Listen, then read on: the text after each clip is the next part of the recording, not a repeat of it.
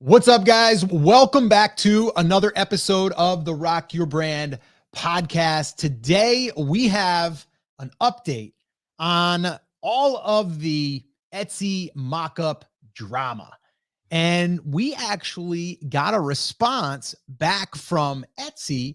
And, well, we've got some insider information because there's a lot of speculation out there. But we actually got an answer. And we think that we understand it, but we're going to be going through that here during this episode. The other thing we're going to be talking about is what is still being said. Like, what is the conversation? What are people doing? What are people thinking that this whole mock-up thing really is? Because there's been a lot of talk on in all of the communities and the Facebook groups and all of that stuff. And I would be curious right now, if you are here with us live, or if you're listening to this on the podcast, well, you can just kind of play along. But if you are here live or watching this later and you're on YouTube or even on the Facebook group, go ahead and drop in the comments. What do you think right now? What do you think this, what do you think's happening? What do you think is the reason for these Etsy shops getting shut down? Now, we did go through some more Facebook posts since we did our last live, and we do have some updates there as well. I know I've been sending Voxers back and forth to Chris and just kind of sharing some things that I'm learning, and then he's sharing things that he's learning. And then last night we got the Etsy email that we were hoping we would get back, and I think that they gave us a great explanation, and I think it's really, really actually not bad news. I think it's good news. So with all that being said, Chris, that was a lot to kind of tee up there. The other thing we're going to be talking about is what we're going to be doing here in Q4 and what has been happening in our Etsy shop. We are pretty much in Q4, by the way, if you are not aware. Our numbers have been really strong, and we've been noticing some things, and there's some things that we're doing to capitalize even more. So we're going to share that in today's little session here. So Chris, where do you want to begin, man? It's still buzzing out there. It's still coming. And I'm not, I'm not going to say the email that we got is from Etsy's CEO or like whatever. But last Friday, Scott, when we first started diving into this, I sent an email over to their press team and to their legal team to get a response. And we finally got a response from what appears to be their legal team yesterday. And it makes sense. One, I feel a little bit of vindication because reading the plain language of the policy outside of like the hyped up environment that we're in right now, their response makes perfect sense reading the plain language of the policy. And the way that a lot of people are interpreting this is colored with the lens of the screenshots that people were seeing. And if you guys watched the live stream that we did last Saturday, which we can link up in the description, we walked through like how people were selectively editing the emails that they were getting from Etsy to say, oh, this must be the thing because I got this policy violation, but it has this verbiage in it. And this thing over here says this, and that thing over there says that. So it must be the combination of all of these things. And that's what led to mockups. But plain language reading of the policies that people were getting hit with violations of, and full plain language reading of the policies that they were citing as evidence backing up their theories that it is mockups. And then it's very specifically mockups. And if you use anything other than Printify mockups, that your store is going to be shut down. The plain language reading of Etsy policies don't really agree with that. So we sent over an email on Friday and I said, look, here's our interpretation of that policy. If you could let us know if that is correct, is not correct, like you're changing how you're enforcing this, go through all of that, like let us know what's going on, give us any sort of feedback. And last night they did.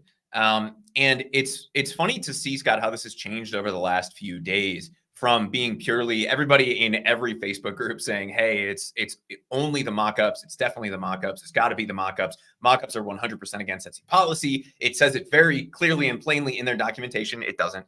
All of those kinds of things. And that tide has sort of shifted over the last few days to come more into line with what our interpretation was at the end of last week and with what appears to be Etsy's interpretation based on the email that we got last night. So I don't know if you wanted to kind of give, Scott, everybody a recap of kind of what we had talked about as being the kind of three main possible reasons or a combination of the three before we kind of dive into that. Yeah. And I think all of the theories are I mean, they're valid, right? Like I'm not saying like these aren't good guesses at what could be happening. But again, we have to look at the source. We also have to look at like, okay, someone started the rumor that it was mock-ups because that was their guess, right? That was what seemed to be what it was. But I'll just kind of boil it down, and then we're going to kind of move on because we've already kind of beat this thing to death a little bit.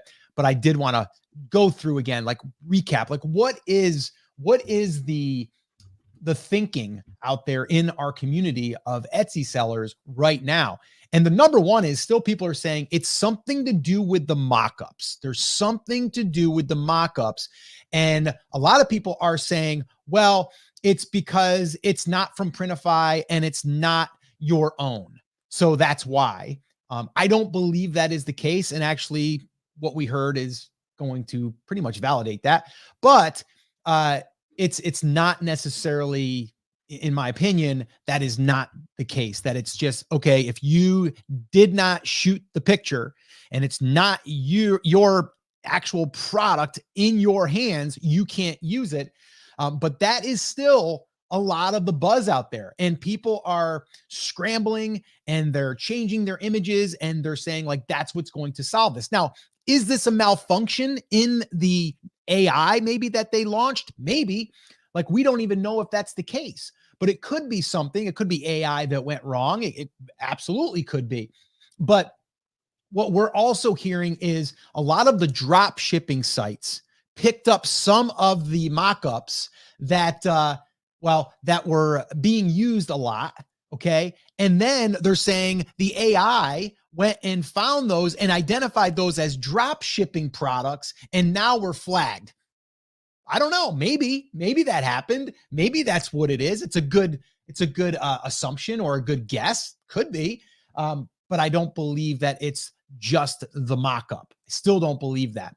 The other thought is, well, the people have had other complaints. They've had other flags, right, that have come up. They've infringed on trademarks. They've been selling licensed goods and they've gotten flagged before. And now Etsy, as they announced, they are going to really start protecting the seller, and they're going to start enforcing that. Is that what's happening? Maybe. Right? That could be another just coincidence that all of a sudden they're starting to up their game there. And now everyone's saying like, oh my gosh, it's the mock-ups.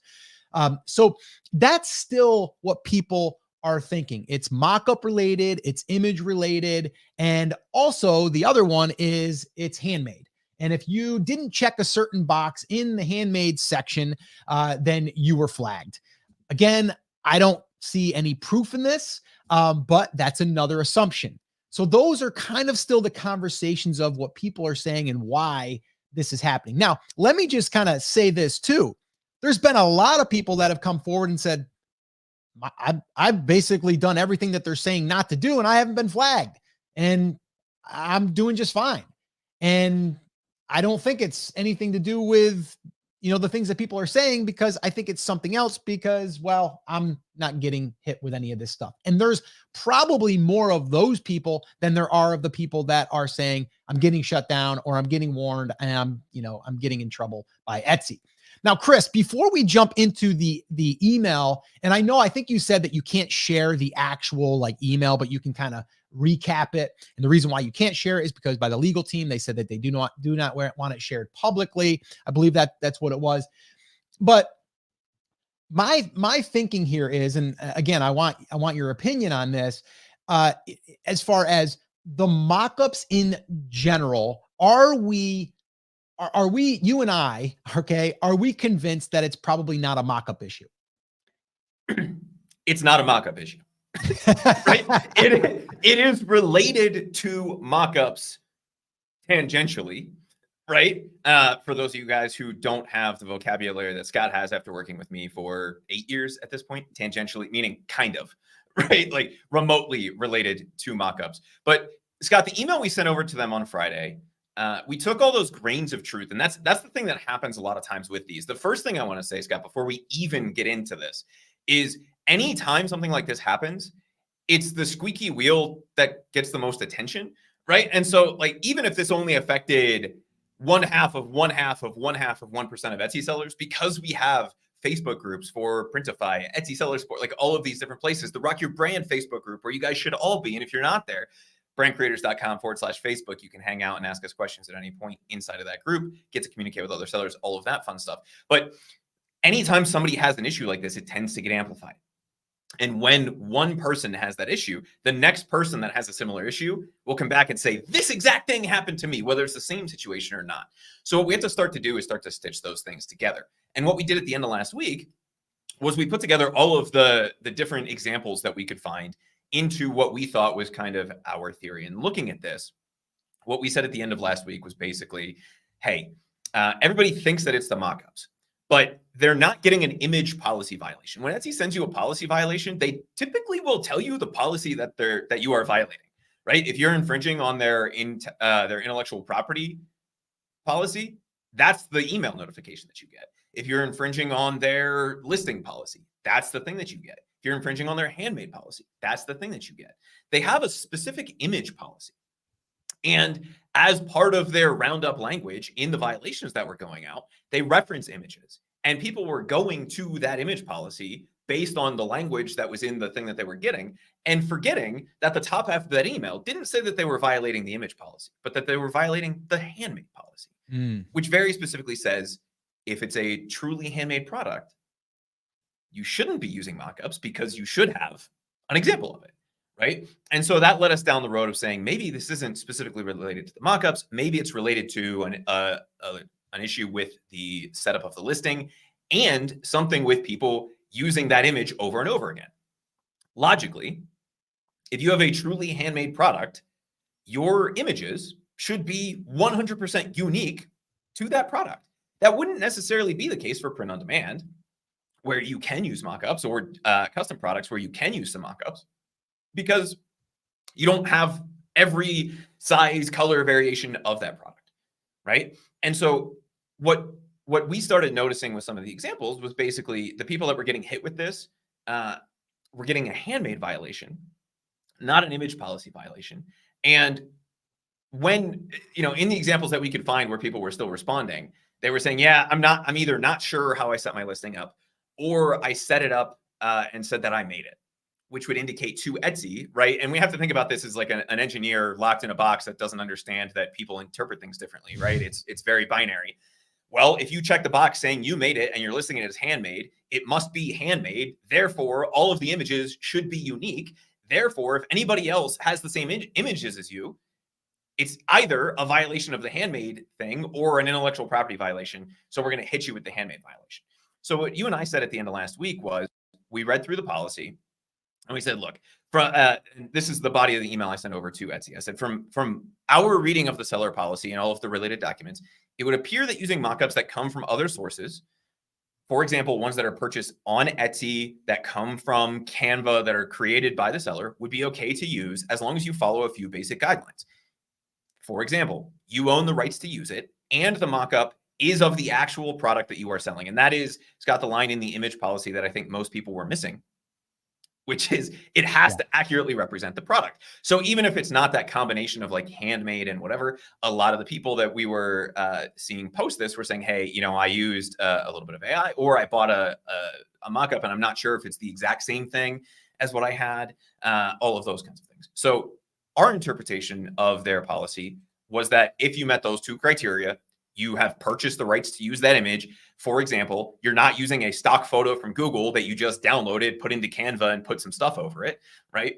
And the mockup is of the actual product.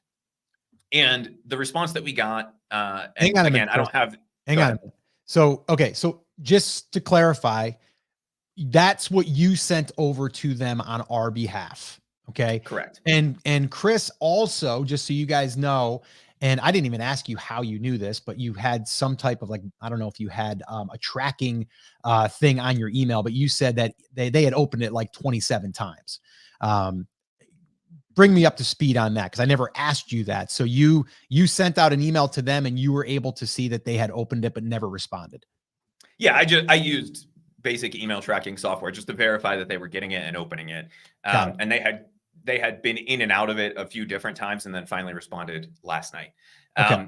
And Scott, to clarify, like, they didn't say we can't share it publicly because they very specifically addressed that we have an audience and that the whole point of the email is to do that. But I wanted to double check before I sent screenshots over, because they do have their disclaimer down at the bottom, like every email you ever get from a lawyer that's like, this is confidential, right? But obviously, if they're responding to an email for request for comment, which is the subject line of the email, then they know that this is going to be shared publicly. So I'm not going to share all of the information from the person who responded, but this is the response we got from legal@etsy.com.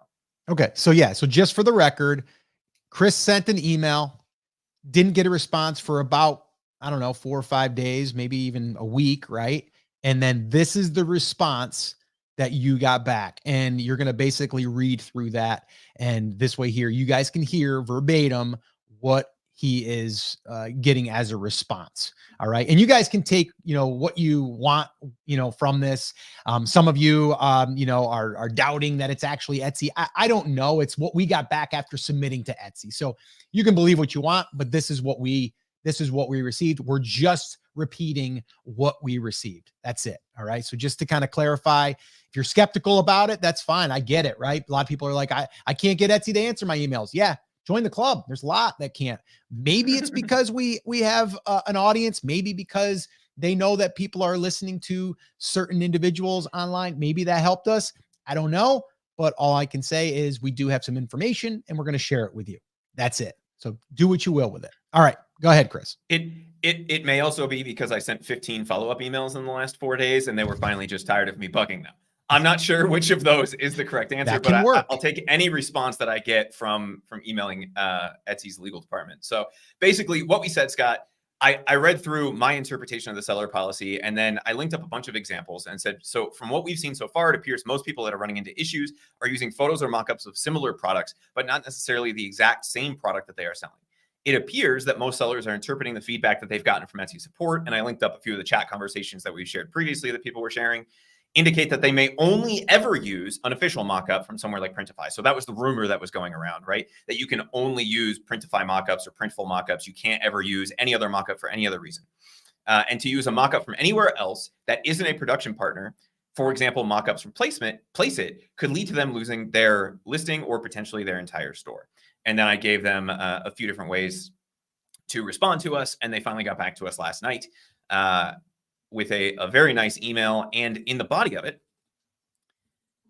once they finally got into the actual response, they said, regarding the use of mockups from other sources, for example, ones purchased from Etsy, your understanding, meaning that you are allowed to use mockups as long as they accurately represent the products and you own the rights to them.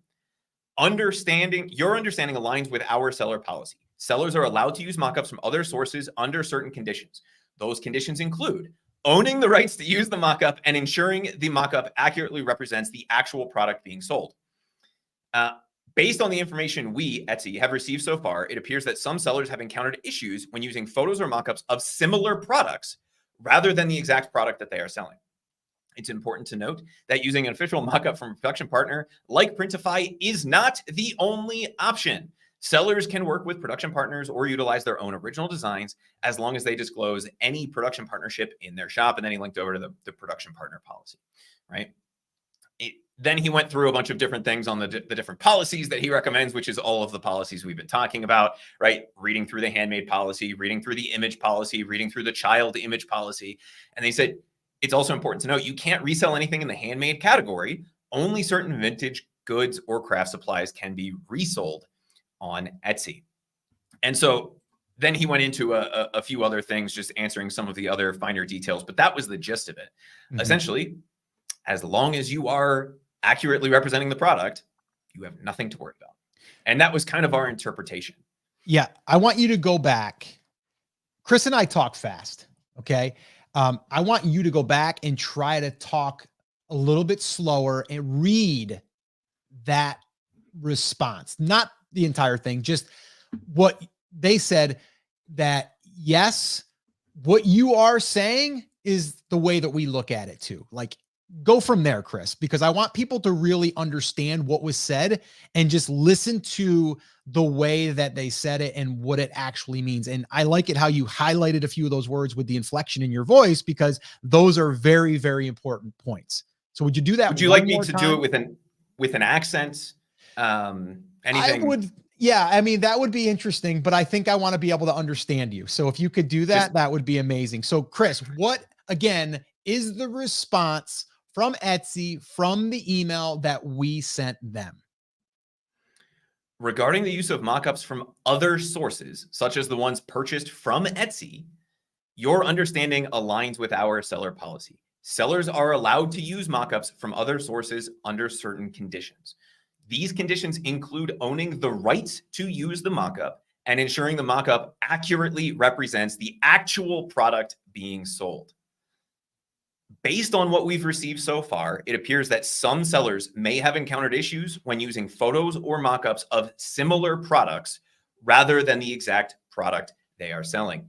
It's important to note that using an official mockup from a production partner like Printify is not the only option. Sellers can work with production partners and utilize their own original designs as long as they disclose any partnerships inside of their shop. Perfect. Now, if you guys need to go back and listen to that, go back and listen to that, because to me, it's pretty much what we were saying when we were talking in our last live about common sense. All right. And maybe Etsy doesn't have any common sense. I don't know. I'm not judging them, but all I am saying is someone that does have pretty good common sense. I'm not that smart, right? School book smart, but I'm pretty smart when it comes to common sense. And something tells me that as long as you are taking a mock-up of the product that you're selling and you're using that mock-up, I don't see why it would be a problem. Why do they care? Right? Why do they care? So yeah, exactly. They just said they don't. All right. So they're specifically saying that. And I love it how they, and this is why it's not like an automated message or anything like that. They said, you do not have to just use mockups from production partners such as Printify. Like they're even calling out Printify because they know them, right? They know that that's a big partner. And they're saying like, you don't just have to use theirs. So people out there are saying like, the only safe way to do it is to use your production partners. They just said that is not true. Right? So yes, to me, this is great. And I'm so glad that this came in like last night. You're like, hey, I got something. And I'm like, awesome. Now we can go ahead and share that on tomorrow's live. Like it just happened like last minute. And you sent me a whole bunch of screenshots of the conversation. So I think it's perfect. And I just, again, want you guys to realize sometimes you do have to use some common sense. And you have to say to yourself, before we jump the gun here, what's actually going on? Right? Like, let's look at the facts. Let's look at the ones that were suspended, the people that were suspended. And I'm not talking about someone that's a brand new shop and they just got suspended. To me, that's a whole nother situation. Right? And anyone that is here, that's like, I just opened up my shop like 3 weeks ago and then it got suspended. That's pretty typical. And I've heard it's getting even more. It's happening more for new sellers. And the reason why is because there's a lot new sellers coming in. So they're verifying your banking. They're verifying your address. They're doing all of those things to make sure that there's not just anyone and everyone just throwing up their stuff. Right? So actually that's a good thing. Now, does that mean that you won't get reinstated? You should, as long as you go ahead and give them what they asked for, what they need. But they clearly state that they are going to be helping the seller this Q4. And I actually did a video where there was 3 ways that they're going to be helping Etsy sellers. I'll link that up in the description as well. But if you just go to the Etsy community and just go to some of their recent posts that they've done, you're going to see in there how we are going to help Etsy sellers succeed this fourth quarter. And you can read it right there and they'll give you a whole bunch of ways to contact them. So I'm not saying that they're the best at replying. I'm not at all. I'm not here. I don't work for Etsy. I'm not the, what is it? I'm not the Etsy consultant or whatever. I'm not saying that I'm that. All right. I'm not that person. So anyway, a little bit of a rant there. I had to do it. I think the key takeaways from this, Scott, the first one would be, if you see something like this in the future, don't panic. Like, just think through it logically. And if I know how badly it sucks when this happens to you. This has not happened to me in the Etsy ecosystem, but it literally happens monthly in the Amazon ecosystem. right? Scott, like you and I dealt with this all the time. I still deal with this with some of the companies that I work with that sell on Amazon. I get a call once a month. It's like, hey, our listing's gone again because they said, it's a fraud, or like it's not what we say it is. And you're like, what? It's been selling on the website for 10 years, but one person reported it and it disappeared. Or they're saying, hey, you stole somebody else's pictures, right? It happens all the time on the Amazon ecosystem. So I think you and I are a little bit more resilient to this kind of stuff because we're so used to having things be an overreaction that we then sit down and look at the policy and can actually say, did we violate it? Yes or no. I think the place where a lot of people were getting hung up is when they read through the listing image policy under the production partner thing, which is what most people would be like. If you are a print on demand, non-custom print on demand product, right? You would fall under their items made with production partners. And there's a line in there that says, listing photos should is the key word there, be of the finished product or an image supplied by the production partner that accurately depicts the item the buyer will be receiving. Sellers are responsible for ensuring that the images properly represent their finished items. So the two things with that, Scott, first, they say twice that you need to have accurate images, but people were getting hung up on should be supplied, right? Or like should come from the production partner. Anytime you're reading terms of service, if it says should, it's a suggestion, right? Must means must, should means probably. Right. And so my interpretation of that, which is why we sent the email to Etsy's legal team, was that it should come from the production partner. Why? Because that's going to be the most accurate representation of the product. If it's coming from the person making the product, then they're very unlikely to give you something that is not an accurate representation of the product. If you're not using it from that, it is on you to make sure that it accurately represents the product, which is why that line is in there twice. Right? They're like, hey, it should probably represent the product. And oh, by the way, it's on you to make sure that it accurately represents the product. So if you are purchasing mockups or you're creating your own mockups, there is nothing wrong with that. However, you need to make sure that it is the exact product that you are selling and shipping. The other takeaway that I have from this, Scott, is I think a lot of people have their images, they're using the same exact mockups as everybody else, and that's okay as long as your listing is set up properly. If your listing is set up to indicate that your product is handmade and not made by the production partner, which actually happens two places in the back end of the listing, and you and I had a long conversation about that drop down in the back end where it says who made this, I would be selecting someone else. You can still select that you designed it, but what I noticed from a bunch of people that were having this issue is they were selecting that I made it.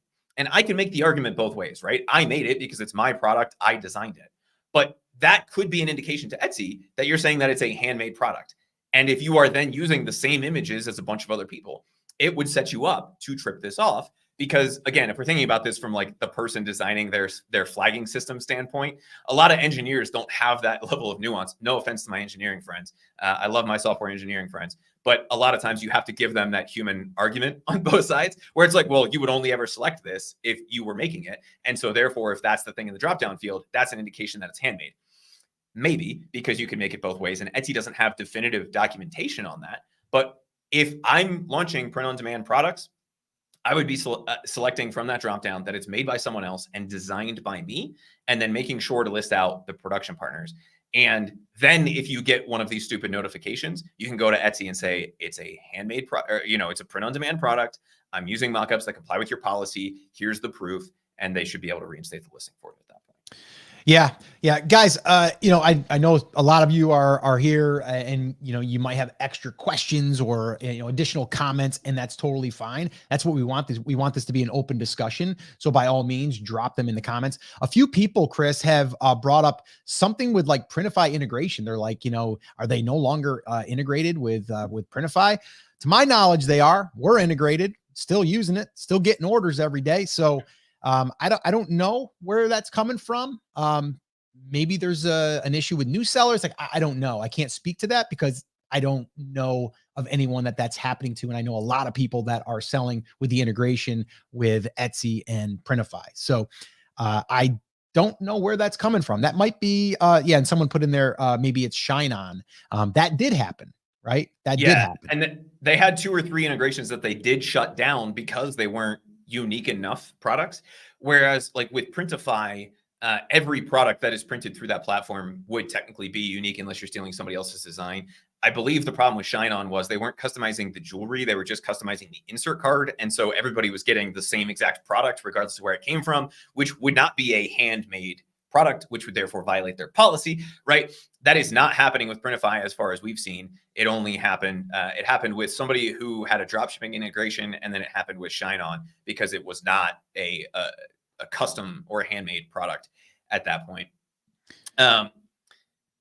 Somebody had asked, Scott, how do they know that sellers own the right to use an image? They don't necessarily, right? And if you got that suspension, you could always appeal by saying, hey, here's my receipt for it. But really what they're getting after, and this is where I think a lot of people got caught up because they had some language in the handmade policy violation that they were sending out that said, you need to own the rights to your photos. And then they gave two very specific examples, like don't copy stock images and don't go to Google Images and use those in your product images, right? And so a lot of people took that to mean, oh, it must be an image policy violation, which isn't what it says, right? And then they went over the image policy and made that. So as long as you're using an image that you own the rights to, it shouldn't be a problem. And if they ever flag it for some reason, which could have happened here, right? Then you can say, at the very least, I own the rights to this image, so it's not an image policy violation or an IP violation. Where I think a lot of people were getting that confused is most people were getting a handmade policy violation. And I think it's because of the fact that they had their listings set up incorrectly and they were using an image that a bunch of other people were using. And that led Etsy to go, hey, well, if they're saying it's handmade and it's using the same images as everybody else, it can't possibly be handmade. So it's a handmade policy violation. And they took the listing down. Does that make sense? Yeah. Actually, someone else just brought up a good point, and I'm glad that they did. It was Scorpion Daddy. Even with that bit of clarification, it still leaves a designer rolling very, wait a minute here, scrolled up, very risky dice using mockups from any mockup store because lack of proof that those mockups themselves are 100% legit. You're right. You're 100% right. So if you are going to buy mockups from a third party, then you probably want to reach out to them and make sure that they are in fact taking the images themselves. They're not just finding it off of another site and then putting their components together digitally. And then, I would want to know if I'm buying from a third party mockup store, I would want to know that they're actually bringing in the product. They have models or they have sets and they're actually shooting that product. That's what I would want to know in order to be 100% safe, right? But to your point, there could be a new mockup shop that comes on the scene right now, and they're just really good at digitally editing, and they're just going to take a shirt that someone else did buy that was the shirt. They're going to cut it out. They're going to put it in, and now they might be in some type of issue because they didn't have the rights to use that shirt that they cut out or whatever, right? So that's where you got to be careful, and that is risky. So I would say if you're not shooting them yourself, the product, if you're not doing your own mockups, you definitely want to make sure that you are using a legit company, and you probably want to reach out to them. Now, someone also asked about Placeit. What do you think about Placeit? The way I look at Placeit, and I can't speak to them or about them because I don't use them. Although I have went in there, I've seen what they offer, and it looks like they have really, really good products. They have cool technology that allows it to kind of lay on the wrinkles and things like that. I would think, again, common sense, pretty big company. They're connected with Printify, another big company. I would probably say that their stuff is probably legit. But I'm just saying, like, that's just my common sense. That's not me knowing 100% for sure. But that is definitely a great point, and I'm glad that you brought that up because that's definitely important. I would say with Placeit, I think the biggest thing I've run into is they don't always tell you exactly what that product is on Placeit. So you'll see like a t-shirt, but it's not like down to the SKU level the way that it is when you're using Printify's mockups. So you can't necessarily always be sure that it's the exact same product with Placeit. And I think the place where this would be the most important for sellers to pay attention to, making sure that that primary product image is 100% legit, the most accurate representation of the product. If you want to, take a little bit of liberty beyond that, I would say that that's probably okay in your supporting images to use something that's like really darn close. But in that main image, if you want to make sure that you are compliant, whether you are using Printify's mockup or a mockup that you buy, you need to make sure that it matches exactly with the product that you are selling. And if it doesn't, that will potentially lead you into some hot water with it. And that makes perfect sense, right? That's literally the written words of their policy, which is like, make sure it accurately represents the product. And oh, by the way, while you're at it, make sure it accurately represents the product. They repeated it twice because it's so nice, right? I'll give a little shout out here to Lisa M. Says, I messaged the mockup sellers and ask how they got their photos. The sellers are very helpful and transparent if you ask. Got to ask. And that's what I would do. And, just go ahead and just ask if they're actually taking the product and bringing it in and shooting the photo themselves. So I think that's important. So great point. All right, let's move on a little bit. Okay. We kind of went down, that rabbit hole there a little bit. I think we're good. I think we have more knowledge now. I think we've learned, but what did we really learn? That's where I kind of want to go next here with this conversation, right?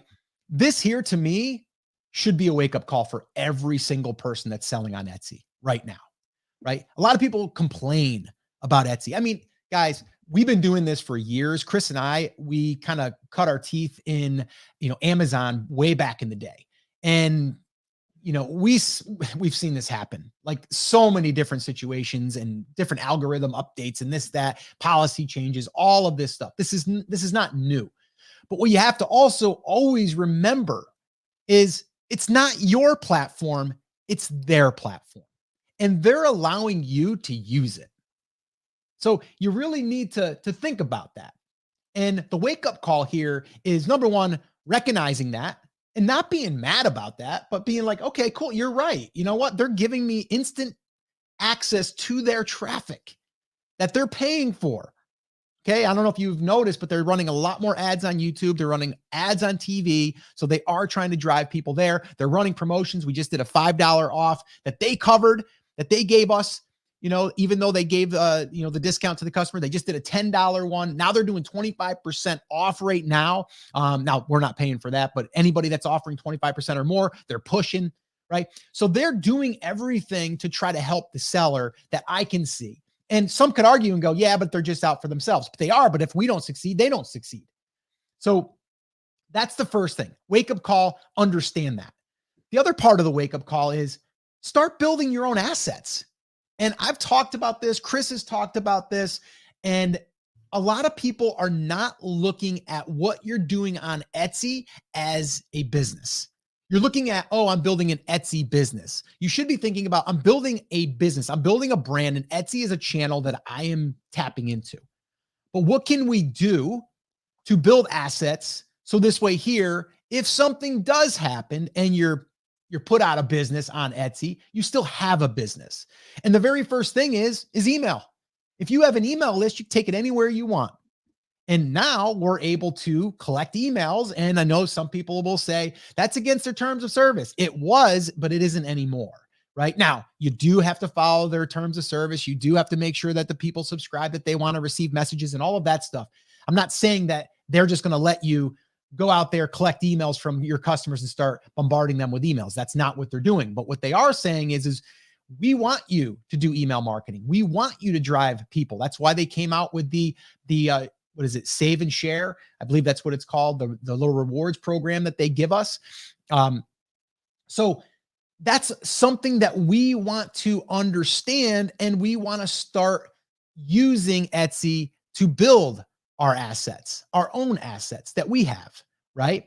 And I said this on the last live. If you're new to email, I know it can be overwhelming, but it's not really that hard. And actually, depending on when you're listening to this, if you're watching this live, let's say next week on Wednesday, we're going to be doing a free workshop about email.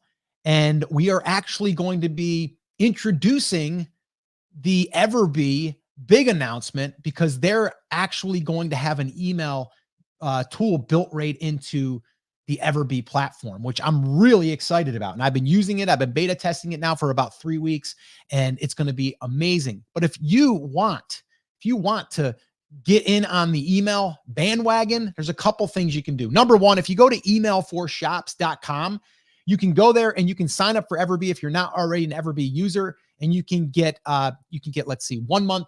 You buy 1 month, you get one free. So it's like buy one, get one. If you go through that link, you can get set up. So basically you get 2 months for like 50% off of what you would normally pay. The second thing is I have a free resource that you can do right now and that you can take advantage of, and that's our email playbook. If you go to brandcreators.com/email, you can download that playbook. It's about 46 pages, and you will go ahead and see exactly how we've been able to use email to increase our traffic, increase our sales. And there's so much that you can do that a lot of people are not taking advantage of. And this is an asset that you would own and that you would control. So you definitely want to get on the email bandwagon. So that's the wake-up call. We need to understand that we are playing on the Etsy playground, and they're letting us play. They're letting us. They're like, hey, come on in. You can come on in and play, right? You break the rules, I'm going to kick you out of the playground, right?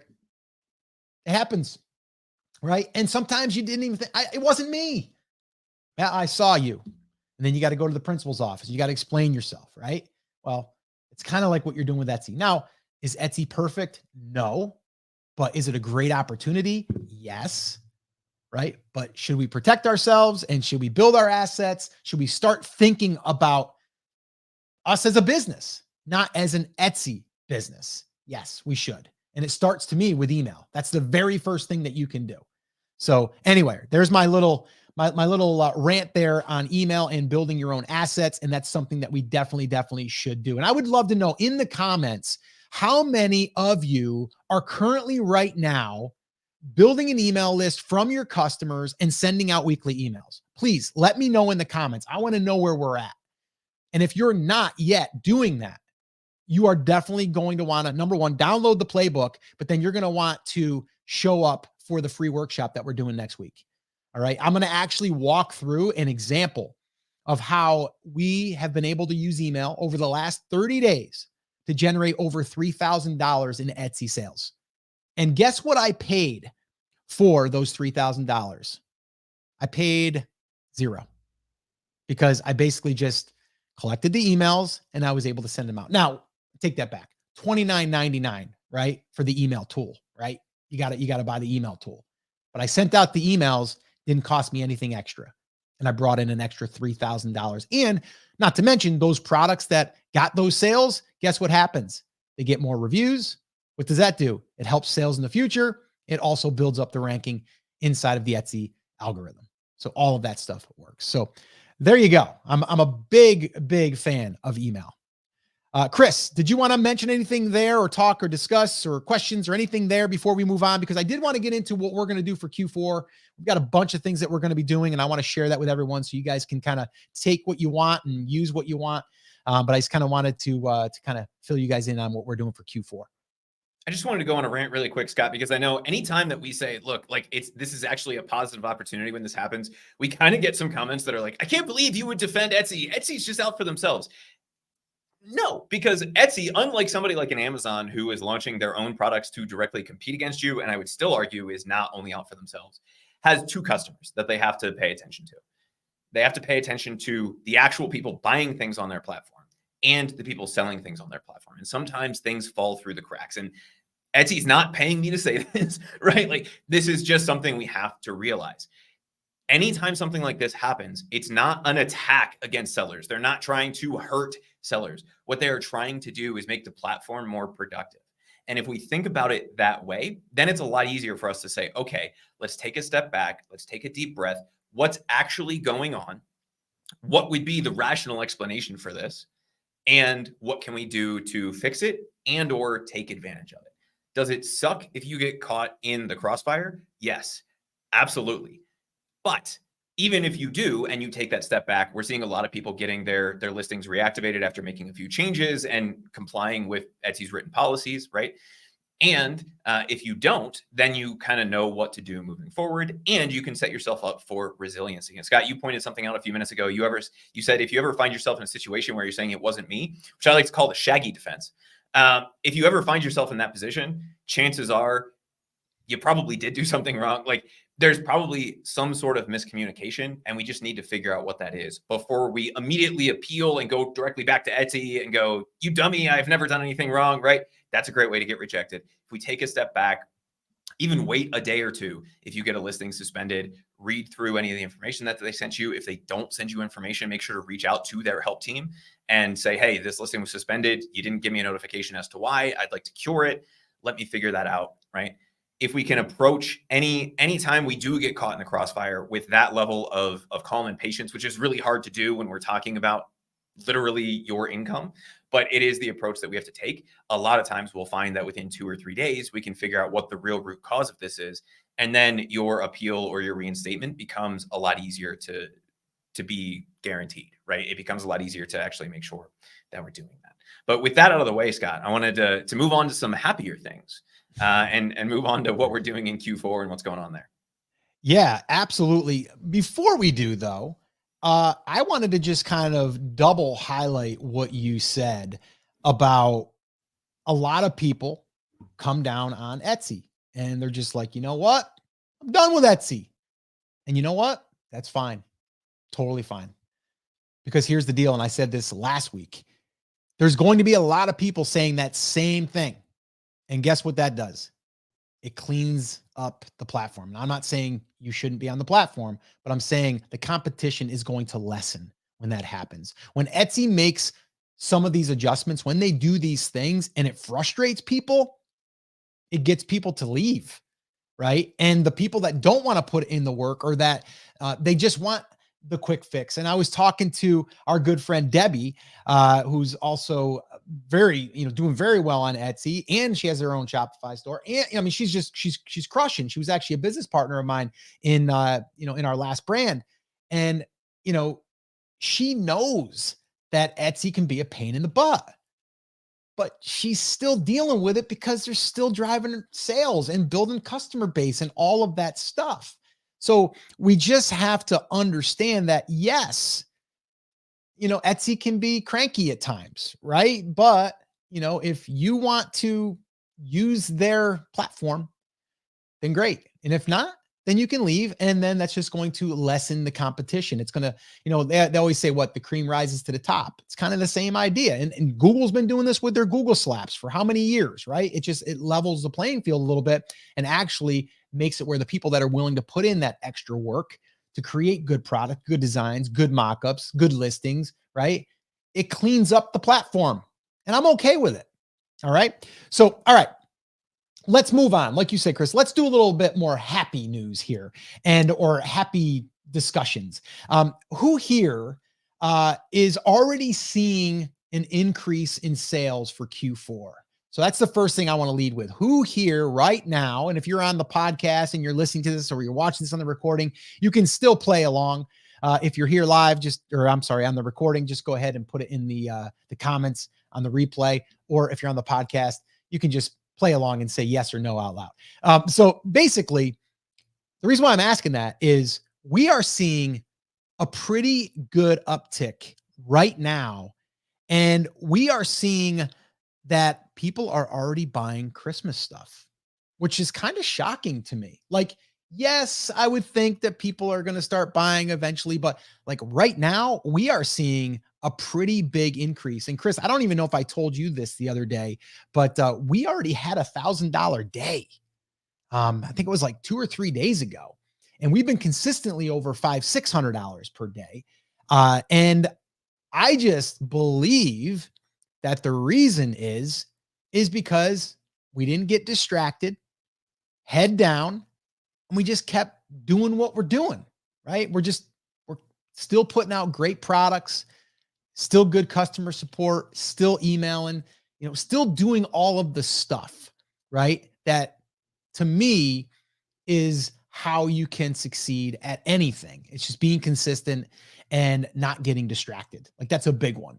Now I'll go into some of the nuances of like what we're doing, like what we're going to do moving forward and all of those things. But I did want to just set the stage and say, listen, we're seeing that everything is up right now.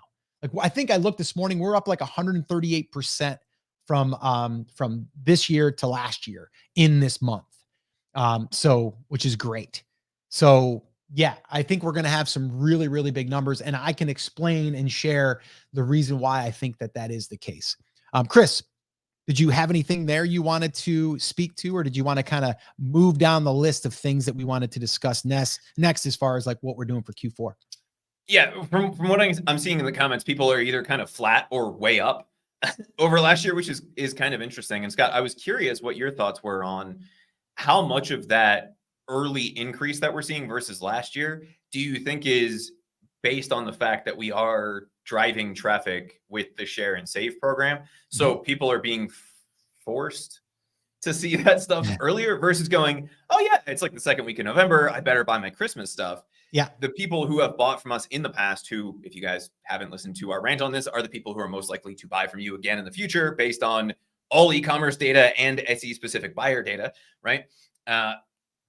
Are seeing that we have the Christmas stuff available. And if they bought something from us in the past and they really liked it, then they're adding it to the cart and then they're getting the reminders, or they're just straight up buying it. So how much of that increase do you think is attributable to the share and save program? And I know like we have the literal number of dollar amount increase, but I'm just curious what your thoughts are on the tail end of that as well, because we know if we drive some sales that we get the direct benefit of that, but then we also tend to get the SEO benefit of that as well. So I was just curious what you thought was responsible for that lift. Is it that we just have more products? Is it that we have more products earlier? Is it that we're more aggressive with ads? Is it that we're sending that highly qualified traffic over? Is it a combination of those things? I'm just curious what your thoughts were in terms of what is causing the lift specifically for us. Yeah. Well, I think all of the above. So we can just leave it at that. All of the above. Now, let me kind of share some of my thoughts. I wrote down some notes too, because I wanted to kind of take you through like my thoughts. It's like, because I am reflecting. I'm like, whoa, wait a minute here. Like, why is this happening? Like, why is this? And how can I reverse engineer this for other people? And kind of all I can do is share what we're doing. So this way here, hopefully you can benefit from that. So the very first thing I will say that I'm noticing is we're getting larger orders.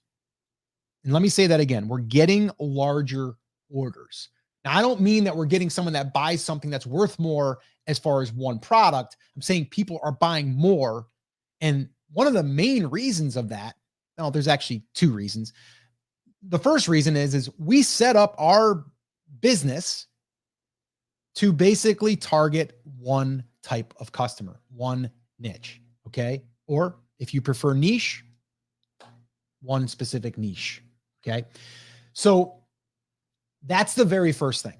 And I've been hounding and talking about that preaching that for years. No matter what I'm doing, it's always that. Everything becomes so much easier when we can do that. So that's the first thing, right? We've targeted, and we've been doing this now for this is our third year with this brand. So it's like, okay, we got that dialed in. But now we're noticing that because we've had more products that we've been adding consistently, right? Now there's more for that one customer to walk out of the store with. So if you only had one type of product, or maybe you had 100 products, but they were for 100 different people, person's probably just going to walk in and buy one thing. But if you have a shop that's made up of a whole bunch of things that same person could be interested in or would want to buy, you have a greater chance of that cart value going up. And this is really important when you're talking about Etsy ads, which we actually did a whole workshop on that, where we walk through kind of the methodology and the strategy and why we're okay spending a little bit more on Etsy ads, because we know that if we can increase the order value up front or increase the the lifetime value of the customer over time, then that's okay. But my big thing is we're targeting that one type of customer. We created more products throughout the year. Now, when they come to the shop, they're able to walk out with more. And we are noticing that people are buying more. Okay. One customer, one order could be 5 or 6 different products. Actually, my wife just said, I think it was yesterday or the day before, she's like, wow, I had one lady buy 6 things. Right. And it's not of the same thing either. Because sometimes you'd be like, well, they just bought 6 of the same, shirt to give to people. No, it was literally 6 different items. Right. And so that came from one customer. All right. And so that's the first thing I would say. Having more for that one customer to buy is huge. Now, going into like what else could be, the reason for the lift. And I think everything kind of starts to stack and everything starts to connect, right? So now that you have more products, what does that allow you to do? Well, it allows us to send an email about a new product or about other products that we're going to be running a special on or whatever, right? So now we have more reasons for that customer to come back, right? So that's where we play with email. And I think I don't have the number off the top of my head. I have rough numbers, but I would say right now it's the 25th of October. And I think month to date, we're just over 12,000 in revenue. And I think 3,000 of that was from email. Okay. So, you can do the percentage however you want to, but we were able to drive $3,000 through email.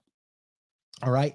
Didn't necessarily, we had an email list last year, but we didn't have what we have now. We didn't have the same amount of customers. We didn't have the email list as the size that it is. And we weren't emailing as frequently as we are now. So that's a big one. And then I would say the next one is we've really dialed up the Etsy ads, right? And last year I was playing around with the Etsy ads, but I wasn't getting that aggressive. And this year I did some experiments because, well, number one, I love doing experiments and I love then sharing them with my audience. But I was able to do a couple of experiments with increasing the budgets and seeing how much I actually could spend. And I think the most that I've ever spent in a day, even though I said I was willing to spend up to $1,000 a day, which I never would want to, but I said, let me just give them full reign.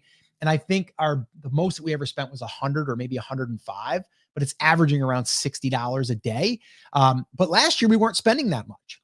But now, because of that, right, we're bringing in more traffic. And then from there, we're acquiring new customers. And then from those customers, they're becoming part of our email list. And then when we send out an email to our customers, they're buying, right? Or someone comes in from an Etsy ad and they don't buy one thing, they buy three things. So do you see now Etsy ads become easier to digest when you're spending money, but yet on the front end, you don't see that huge profit that you want to see. Because the big mistake that I see a lot of people making is they want to spend $1 and they want to get that dollar back like immediately. That's not necessarily how it works in marketing and in business. Any e-com company will tell you, usually up front, you're not going to make as much money, if anything, and you're going to make money on the back end, but you got to have a back end in order for that to work. So it was a little long-winded, but you asked, Chris, and I feel like those things together, right, are really what's building this momentum. And I think this year is going to crush, like I said here in the title, we are going to crush last year's numbers. Like right now, we're probably going to have a month like we did last November in October. So it's pretty exciting. But my wife's a little scared, to be honest with you, because there's a lot of personalization that we're doing this year. So it's going to be fun. Chris, did you get her new computer set up? I did. Okay. I did. It's fast and she's loving me for it. But yes, we did get the computer. That was something last year, guys, that I told my wife. I said, I got to get you a new computer. Her computer was like, it was an iMac, but it was like 7 years old. But all she was using was Canva and Printify and this, that, and the other.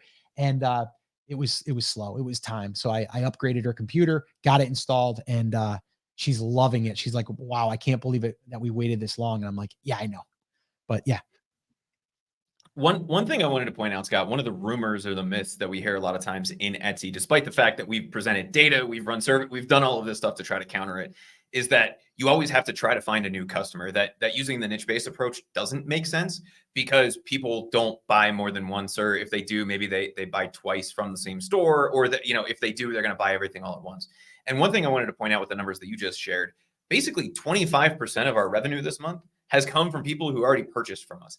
That email list, yes, there's a handful of people on there who may have never bought from us and got onto that email list from our website or got onto that list other way. But the vast majority of those people are existing customers. And the fact that we were able to generate $3,000 in sales for $0, right? And actually Etsy paid us what is it, Scott, 4% for share and save on top of that, right? Is yet again proof that going after people who have something in common is probably a smart strategy. And I think an easy way to explain this, Scott, and one way that we've never done this, is thinking about our customers as somebody that could be a collector. Our ideal customer is somebody who wants to buy everything that we have to offer, right? And I have an aunt who is obsessed with peanuts, not like peanuts, the bean, but Peanuts, like the cartoon, right? Snoopy. And if she walked into a Snoopy store at Christmas time, she would be buying a Snoopy plush. She would be buying a Snoopy card. She would be buying a Snoopy comforter, right? Like all of those things. And then if she walked in there at Easter, she'd be buying Snoopy in Easter bunny ears. She'd be buying Snoopy Easter eggs, right? She'd be buying all of those things at that point because she would be a collector. She'd be somebody who's ideally positioned for that. And even if only 20, 30% of our customers are really like that, that's going to start to escalate that. And even if they're passively interested in it, when we send them something that they are interested in, they are going to come back and buy from us because they had a good experience from us in the past and they liked the product. They like what the product is about. And so they're going to be able to do that. So 25% directly. We also know that that kind of kicks off that flywheel, right? As well for helping us rank higher and do better in the organic search results because we're generating traffic and sales, which is exactly what the Etsy SEO algorithm wants. So we know that 25% came directly from email. I would theorize, and I think you would agree with me on this, Scott, that a good portion of that increase also came from the knock-on effects of those additional traffic and sales that came in from that email list. But it is something I want people to kind of know, like a huge portion of that increase came directly from the email strategy from people who have purchased from us in the past. Yeah. The other thing I want to point out, like a lot of people think with email, it's got to be either hardcore promotion all the time or you don't know what to write, right? We're going to help with that. We are actually, like I said, we're going to do a free workshop, and depending on when you're watching this, we are going to be doing it on the YouTube channel. So make sure that you do subscribe to the YouTube channel. We're going to be broadcasting there and on the Everbee channel. But like I said, Everbee's coming out very soon with a way for anyone to get into the email game. I'll admit, like email setting things up is not always easy. This is going to be simple and powerful. But also, once you have that, you also need to know what to send and how to send it, and how to create good promotions and how to not come off as your salesy, like all of those things. We're definitely going to be helping with that. We do help with that inside of the playbook already. If you wanted to go and grab a copy, if you haven't done so already, you can go to brandcreators.com/email and you can download that playbook. But if you want to get started using email, I would definitely recommend doing it now versus later and making sure that you get signed up for Everbee. And if you want to go through our special link, you will get a special price, a special discount. If you go to emailforshops.com, when you do join that, you are going to be basically signing up for a growth plan. And with that growth plan, you are going to have the email capabilities. Okay. Now, again, depending on when you're watching this, it is not officially live. It's going live, I believe, October 31st. Fingers crossed. All right. And we're going to be doing a workshop on November 1st. All right. So if you're watching this later, you can still go to the YouTube channel. You can find that, or you can just go to those links I just gave you and you can get all the information there. I want to give a shout out here to Moonlight XYZ. Says, yeah, I had one buyer buy 10 different items at once a few days ago. Now I know the importance of niching down and targeting one type of customer. So I love that you said that, and congratulations on that. That had to feel awesome. 10 items from one customer. That's like a dream. That's awesome. Congratulations. All right, Chris, where else do we want to go here? I know we wanted to also do a round of our Q&A lightning round, which we did last week. And I don't know if we have our special timer person here today, but someone volunteered to basically time us. And if you guys are new, every week now we're doing lightning round questions where in 60 seconds or less, we answer a question.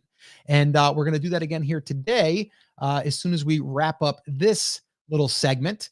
But if you guys have a question you want us to answer in the lightning round, go ahead and submit that down below and we'll see if we can get that answered. All right.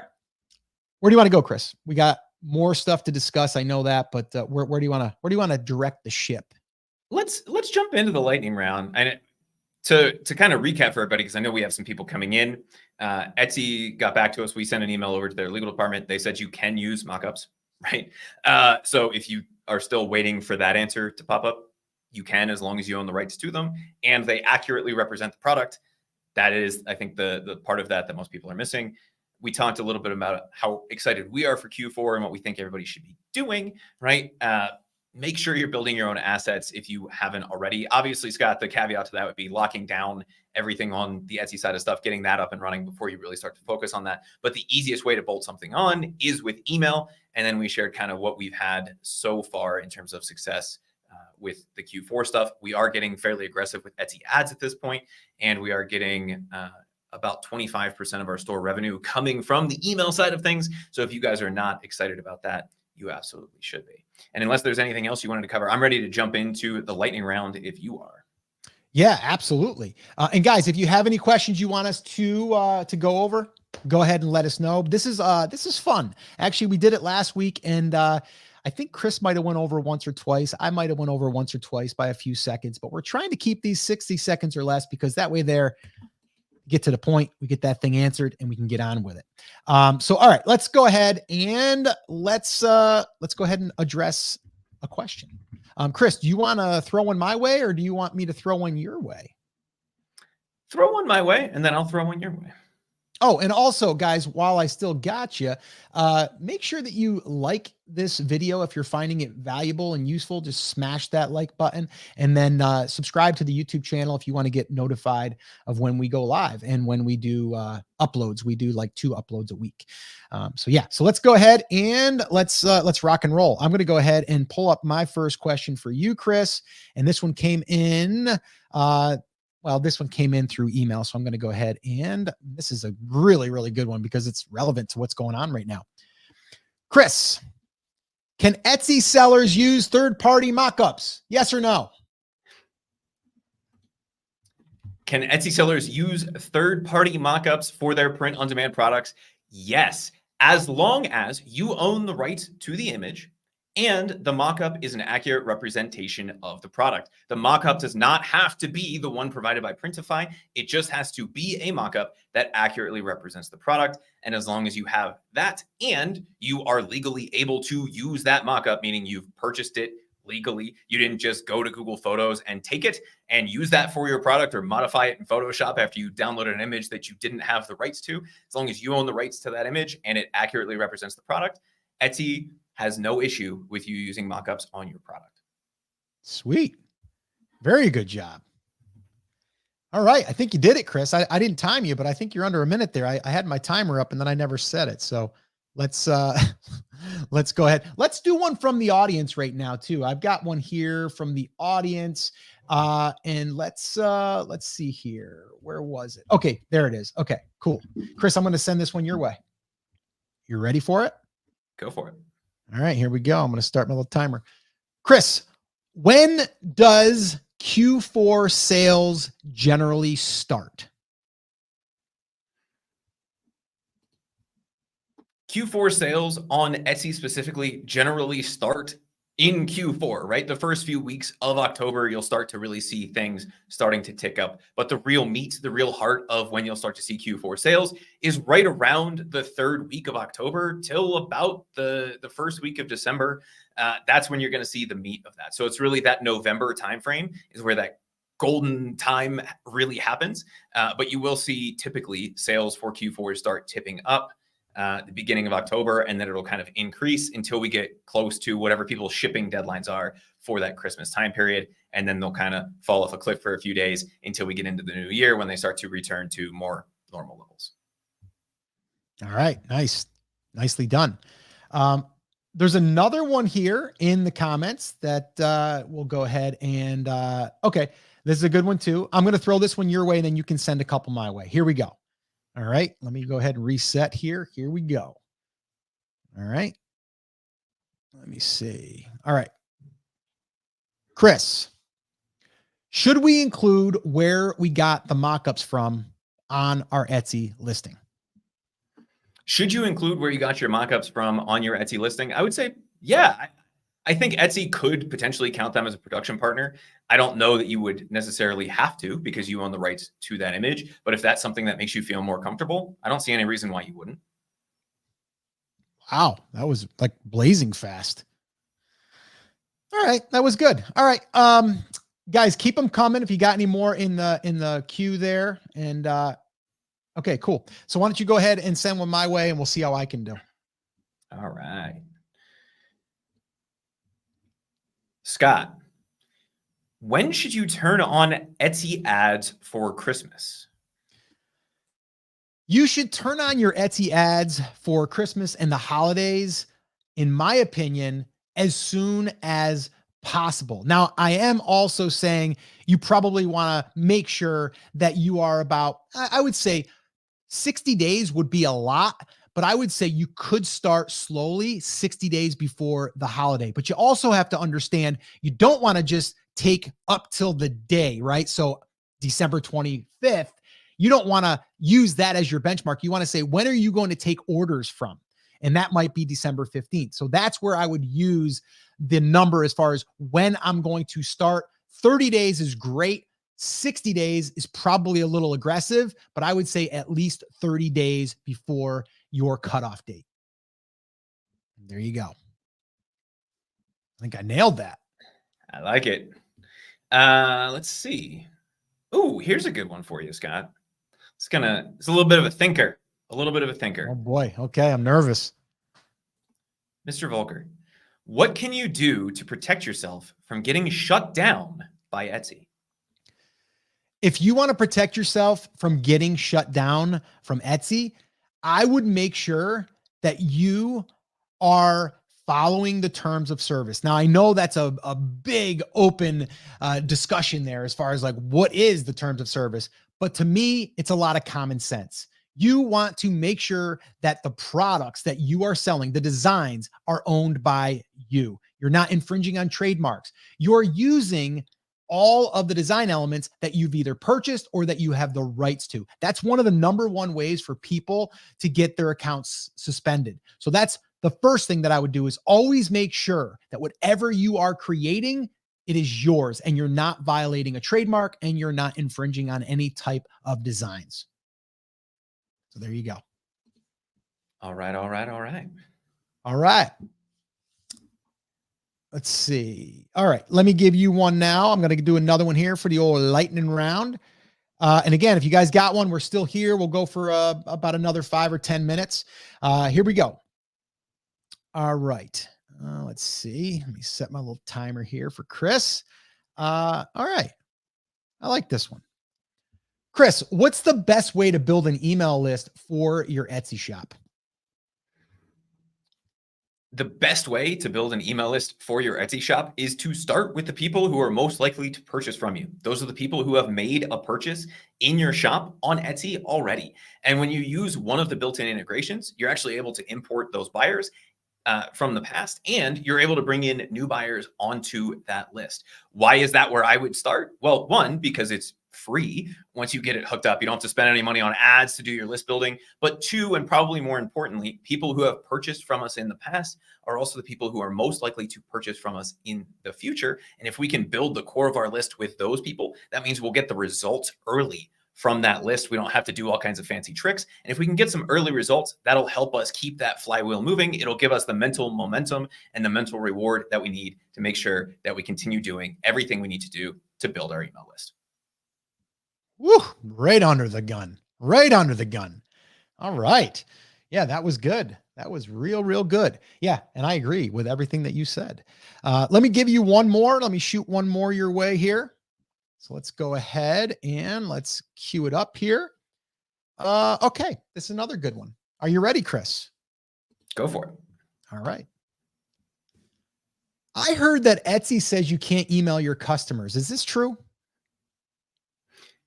If you've heard the rumor that Etsy does not allow you to email Etsy customers, that rumor is 100% false. Not only do they allow you to email customers that have come into your store, as long as they consent to hear from you. And that's the thing I think a lot of people get caught up with when they read the terms of service. People do have to opt in, but we're allowed to ask them if they want to hear from us, right? That's how that works.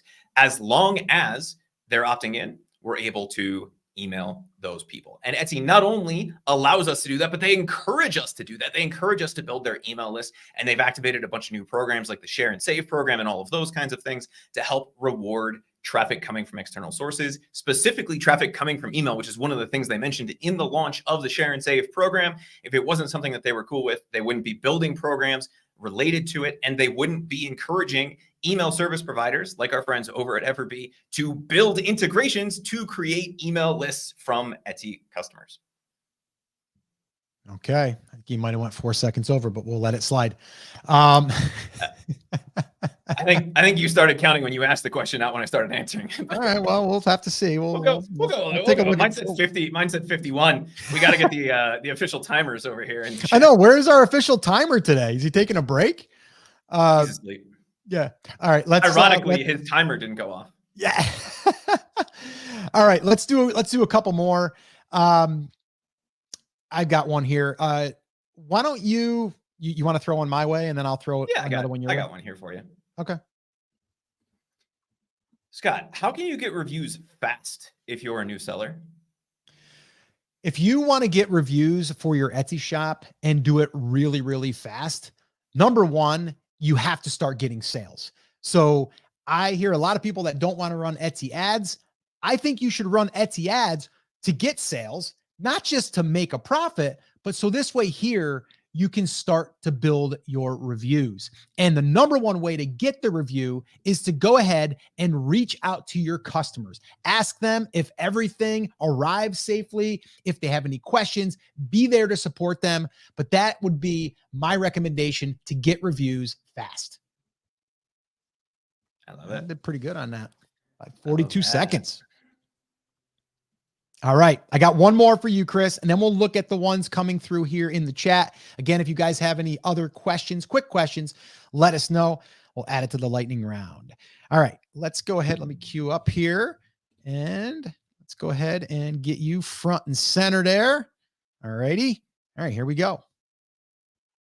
Chris, should Etsy sellers build their own website or a Shopify store? I think anybody that's selling in the e-commerce world should have their own leg to stand on beyond any marketplaces that they're selling on, like Etsy or Amazon.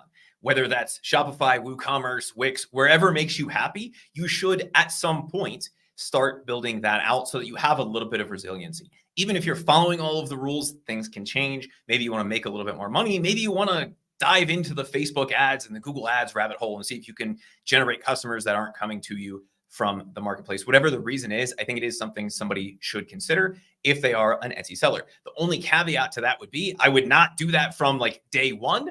I would get myself set up and established, get a little bit of revenue coming in on the Etsy side, get a couple of products up there and launched and ranked, and then start focusing on building out the external channels like a Shopify store, an e-commerce store, and your email list. Boom. There it is. Chris Schaefer delivers once again. All right.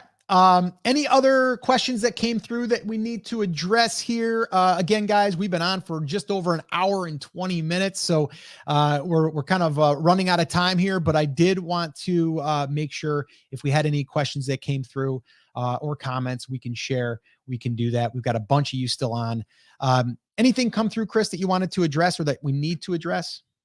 One here from Fran Goldberg. That's not a lightning round question. He said, how do you get emails from past buyers? If you are hooked up to Aweber currently, all you have to do is put in a support ticket and they will sync over your past buyers. I think they did change it. It used to be like everybody, now it's limited to the last year. But you can still get a pretty substantial email list that way. Barbara said, you have to list your print provider like Printful or Printify. I don't think it has to be listed publicly off the top of my head, but it does have to be attached to the listing. There is the opportunity, I believe, in the Etsy backend to hide that from the public view. As long as it's marked on the listing, that should be okay.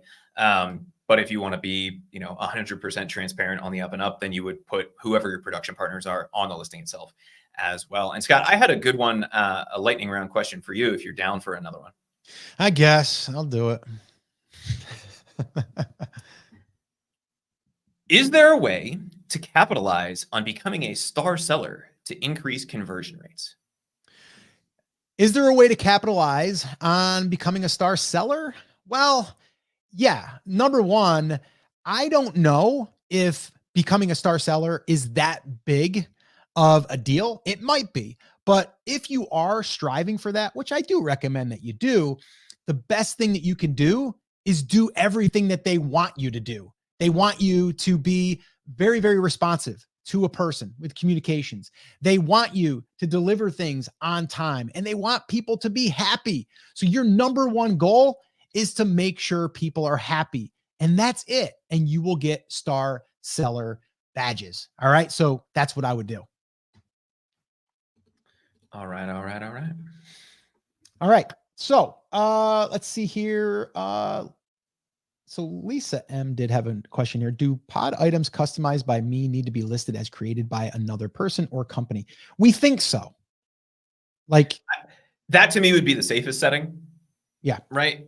Whether it's a standard print on demand, customized product, it should be listed as designed by you, created by someone else, because it is created, right? If we're thinking about creation from the design perspective, and this is why I can make the argument either way, then you technically created it. But if we think about the creation of the item, you didn't. So I would mark it as created by somebody else, designed by you. And then that should give you the most coverage and help you avoid that handmade policy violation, theoretically. Courtney wanted to know best way to check copyright. Copyright is a little bit more difficult. Trademark, you can go to the USPTO database. That would be for specific things. And there's a lot of confusion between copyright and trademark. People use them interchangeably when they're not. Trademarks are usually for a specific application, such as that saying on a t-shirt, right? Or that saying in a specific industry, or that image in a specific place. Copyright tends to be more broad. So if you wrote a blog post and somebody took 6 lines of your blog post and put it on a t-shirt, that would be a copyright violation. But it's not necessarily a registered copyright, and not all copyrights have to be registered, right? And so that's when it becomes a little bit of a confusing thing. My general rule for that, and Scott, you had a great take on this the other day.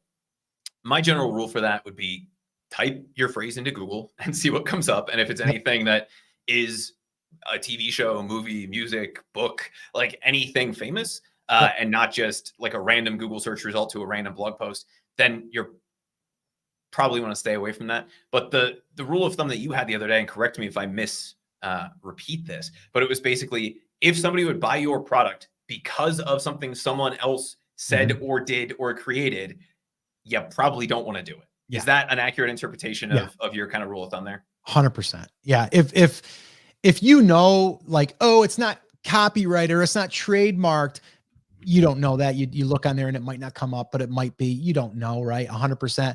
But you have to ask yourself, and Chris, you call it the mom test, right? It's like you got to kind of run it through that filter and go, okay, why is someone going to buy this? Like the television show Yellowstone, right? Like people are buying certain sayings that they are that they're saying on the show, right? And people are then putting them on a shirt. Are people buying it just because of the saying that you put on a shirt, or are they buying it because it's referencing something in Yellowstone? There you go, right? Like I would avoid it. I wouldn't, because I don't know, and I don't want people buying because of a TV show that I didn't create, right? And so when people think like, oh, well, that company's got enough money, they don't care. It doesn't matter, right? What matters is it's not yours. And if someone's buying it because of something else, right, there's probably going to be an issue there, and you're playing with fire. So I'd stay away from that. I did have one here from Fran again too. And it said, how do you get the emails from past buyers? Where is that request? Now, I don't know now, Chris, you might know the exact, and I addressed that a few minutes ago. Oh, okay. Why didn't that was the one where we talked about the AWeber support ticket? If you reach out to AWeber support, is there a time frame on that though?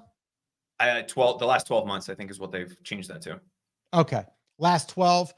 You definitely want to see what that is when you do it. Now I know with Everbee, we're going to need to kind of look into like how we're going to do that. If you're using AWeber right now, though, this is what I would suggest doing. This is what we've done, is we're just exporting them out of AWeber, and then we're importing them right into Everbee email.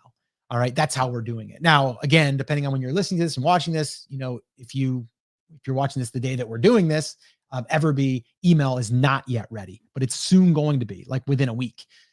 So what you're going to want to do is export those emails, and then you're going to want to import those emails, and then you can start to communicate with those people. But again, only the people that said that they are okay with being on your email list. There's a difference. If a customer comes in, they didn't say that they want you to email them, so you can't email them.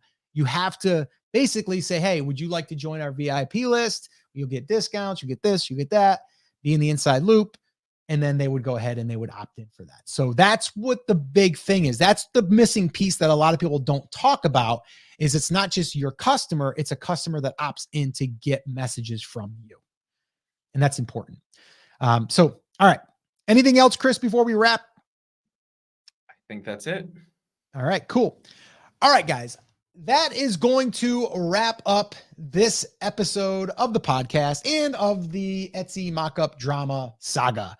But I'm not going to sit here and say that we won't have any more drama to share, because, well, we might. And that's really what we're doing here, is we're trying to, number one, stay focused, but we're also trying to bring you the information as we see it, but also if there's anything that we can share, like the reply from Etsy, to help you and really give you a better understanding of what's going on. So this way here, you know what is being said, but also what is probably the best practices. All right. So with that all being said, a couple of different things I want to leave you with. Number one, if you're not using email in your Etsy business and your Etsy shop, you definitely want to start. And I would do this here. Two things. One is I would download the playbook. It's totally free. You can go to brandcreators.com/email and you can download that. The second thing is I would get signed up for Everbee, because they're going to be rolling out the Everbee email and you're going to want to be in on that. And you can get a discount when you sign up through our link, and that is emailforshops.com. If you go to emailforshops.com, you'll get an exclusive discount there, and you can go ahead and get signed up. And then when Everbee rolls that out, which is going to be very soon, you're going to be part of that. All right. So with all of that being said, I want to thank you guys for hanging out with us here today. If you guys have any other questions, any findings, anything that you want us to share with the audience, please let us know. The more people that we can get together to help each other, it's just going to help us all. So let's just kind of pull together and let's really just try to keep our head down, focused, and just really keep moving forward. Because I don't know if you guys know this, I said it earlier, Q4 is here. It's here. It's upon us. And we want to capitalize. All right. So that's it, guys. That's going to wrap it up. As always, take care, take action, have an awesome, amazing day, and we'll see you right back here on the next episode. Take care, guys.